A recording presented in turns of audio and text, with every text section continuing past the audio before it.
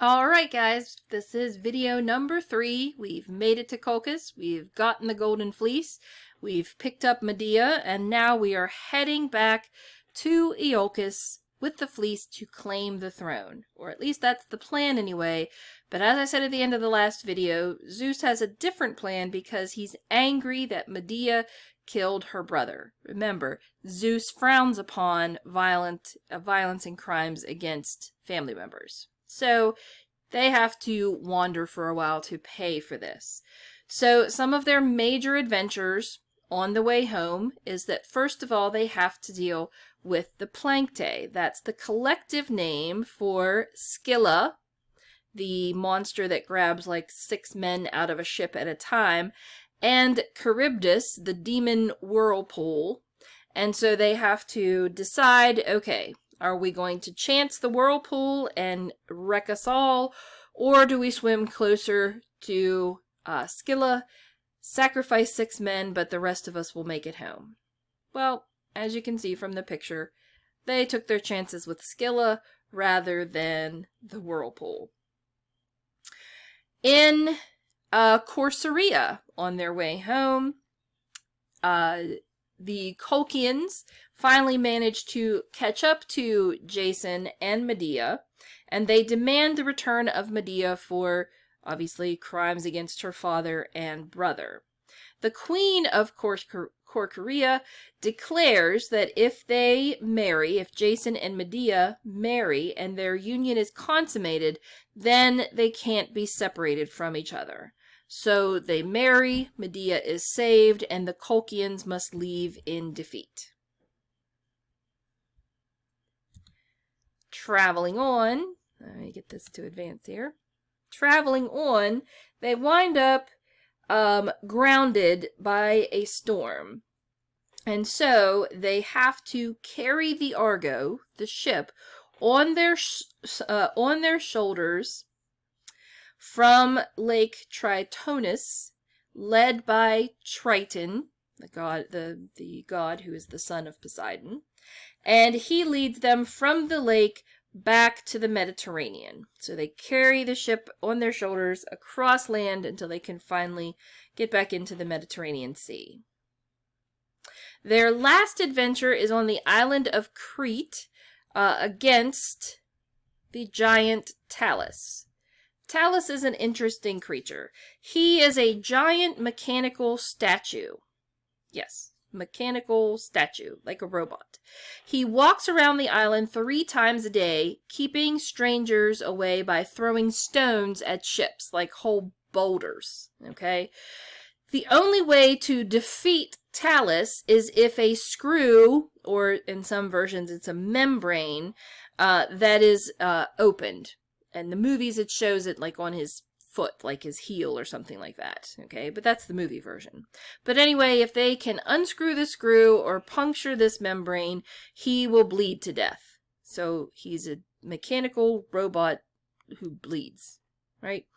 Medea uses her magic to put Talus into a trance, and Jason then bursts the membrane or unscrews the screw and kills him by allowing him to bleed to death.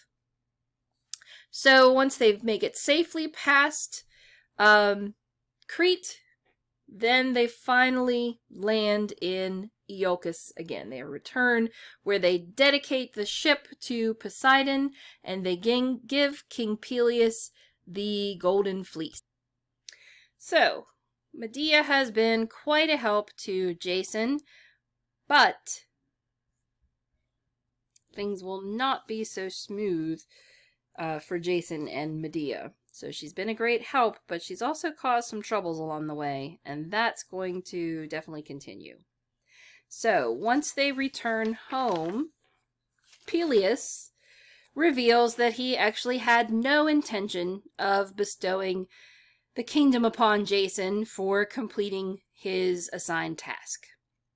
So Medea decides to take matters in her own hands and kill him. Peleus, I mean.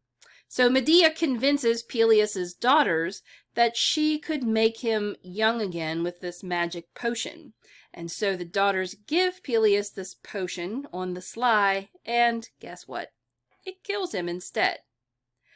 So, because... I'm sorry, I forgot to advance the slide. Oops. Okay.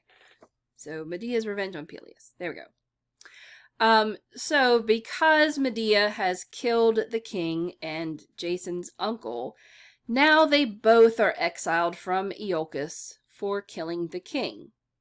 Jason is not happy about this because he could have, of course, fought his uncle for control of Iolcus, but now he's exiled for committing a crime against a family, so there's no way that he is going to get the throne back.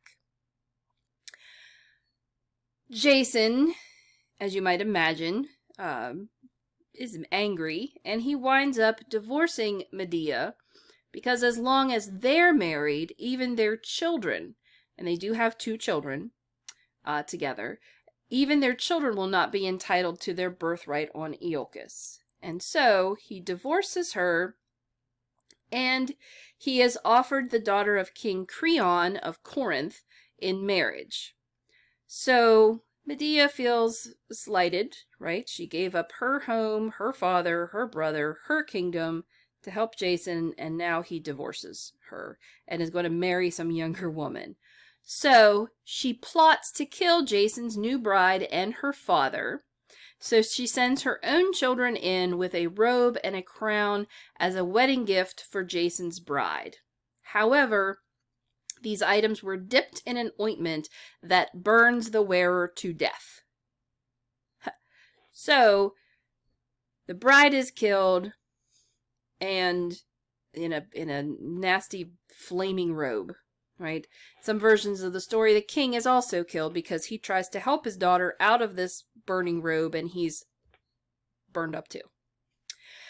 Now, her final act of revenge, however, is that she then kills her own children with Jason as a final act of revenge. And that is what this famous painting shows. It shows their 2 dead children, and Medea takes off in a chariot pulled by flying dragons. How poetic, right? Anyway, she takes off, and she winds up going to Athens. This is important because we're going to see this later in the saga of Theseus.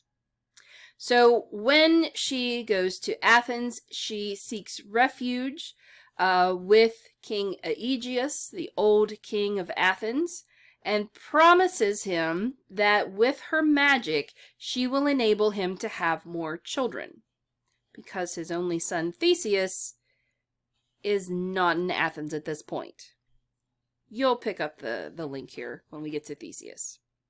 So anyway, she marries Aegeus, and she bears him a son named Metis. But when Aegeus's other son, Theseus,